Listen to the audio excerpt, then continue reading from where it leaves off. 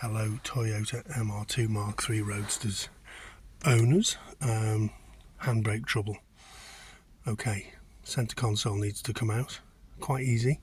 It's got two wires on the windows there, but put it into first, take the knob off, take that little plastic clip off there and save it. Under the screws, back and front, very fiddly, you need a tiny little miniature socket set to jam in the front ones, and a normal screwdriver for the back. Okay, gently just peel it away, and the wires are still connected there, no problem. But there's a centre cable here which can go slack. I bought a new one of those which is going to go on in a minute. And if you're very unlucky, these two cables at the back here have gone slack. I've done a bit of a tightening up job there. I've just got another sort of 10mm out the cable by putting on a clamp, which is fine. It's as strong as hell. Safe working load of some like a ton or something. I've done one on this, but I've got the real thing now. Also, I'm gonna change my. I've got new discs and new pads while I'm at it, because the discs come off very easily and the pads come off very easily. I'll show you that in a minute. But I've got my new cable for the middle there. So look at that. It's £26.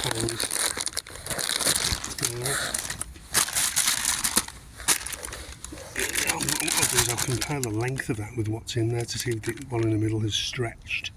I'll just pause it. Okay, to resume. I've got a long reach socket to go onto the nut here.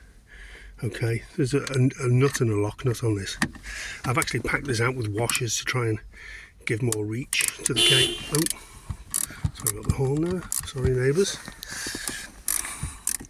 So it's a simple case of undoing these nuts on the end of the cable here. This is the adjustment. This is like the fine adjustment of the whole thing, but the fine adjustment isn't getting me anywhere, and I've also tightened up the rear cable, so I'm going to have to try and get every last bit of adjustment out of this to get it to pass, because it's failed its MOT. They're notorious for failing on the handbrake here in England and in America, everywhere. I think it's a slightly bad design, which is unusual for Toyota because everything else is brilliant. See, I put a load of washers in on that there, on that adjustment part there, to make the cable sort of feel like it's longer. But it ain't doing it, so I'm gonna get that cable out. This one here, which is going to be easier said than done, so I'll pause it. To continue to get that cable out of there, there's a little tab of black metal which is bent over to obviously hold the cable into position so it can't fall out the groove during normal use. So you have to undo the handbrake with 2 bolts. Okay, it's no big deal. Best way to get at it, it will not go through without that, so you need to bend that middle bit of black metal, that little tab. So let's pause it there. Let's continue. So I've bent the tab out the way, just gently. Doesn't take a little, only takes a little bit. And now the cable is free. Pause it there. So I've got the old cable out and I've got my brand new one here. And to be quite honest with you, there's not a lot in it. There is, however, I would say, is there another maybe 15mm of thread to be going with there? So that might make a bit of a difference. Yeah. So there's the old and the new there. So yeah, they put a longer thread on. See that? I'll put them side by side. There's a bit more thread. No, it's not 15, it's about 10mm. But that might make the difference, you know. So pause it there. So I've got the new cable in now. Little black tab bent over, of course. Stop it coming out the channel. And I've got the washer and one nut on just to stop it pulling through again, because I think it's probably easier to manipulate using leverage the two larger bolts than it is to get that little, what is this, little 10mm on there. So I'll pause it there and then get those two bolts back in for the actual lever arm of the brake. Okay, and I've got the brake lever back in with the two bolts there, and just don't forget to put your little handbrake on indicator switch back in. Delicate little wire, so easy goes with that. So as you can see at the back there, I put in a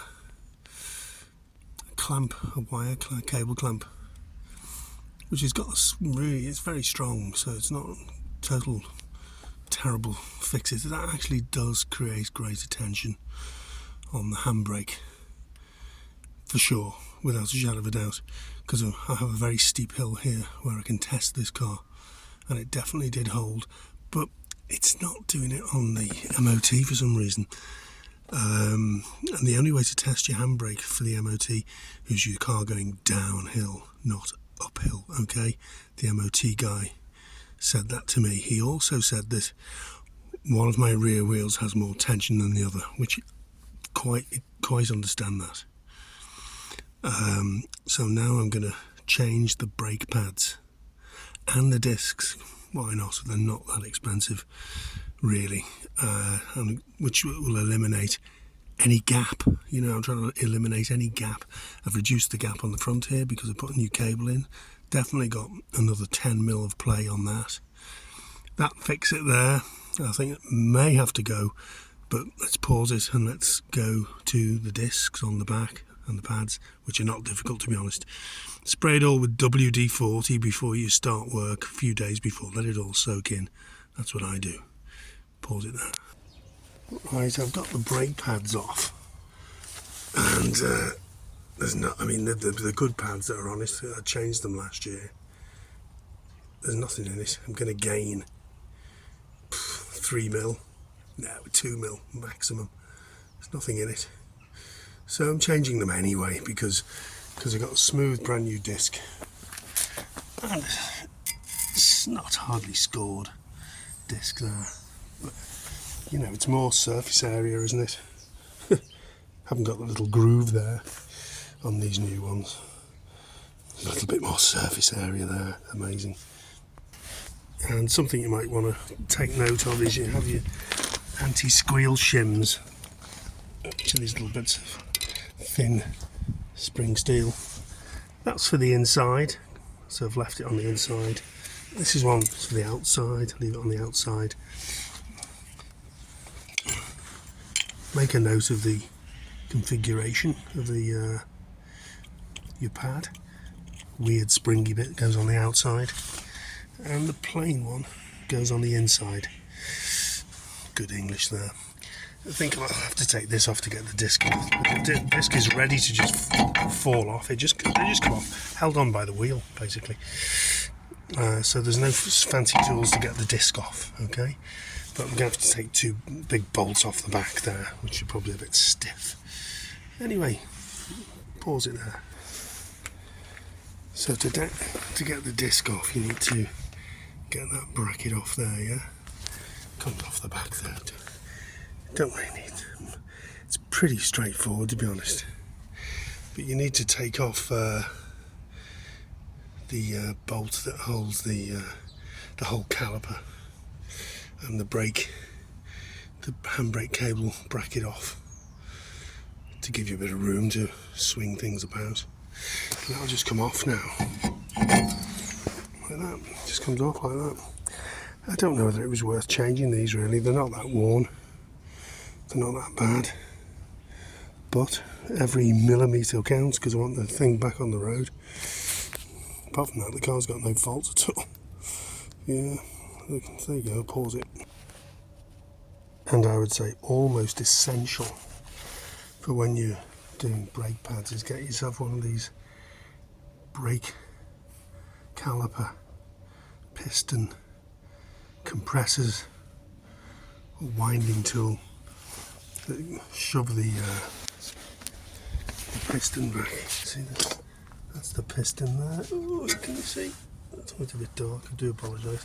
There, that's the piston there.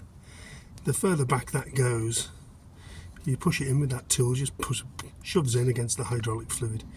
The further that goes in, the more easily your brake pads and your caliper sits back on the disc. You don't have to hammer it or anything, it just slides on. Okay, and your disc's on there. Easy peasy that bit really. Just a few stiff bolts. Everything back with copper slip as well, copper grease. Pause it. Let me just quickly show you the tool in position. See there? Goes onto there's the piston on the right there, and it just goes against the caliper there, and then you just wind it up on that end there, and it pushes it back into the cylinder, the piston into the cylinder in there, making maximum room for your new pads to get into that chamber there. Okay, pause it there. Here's a quick tip: stick a wheel nut on your disc when you're trying to do that. Saves that wobbling about, so you can just deal with these wobbling about.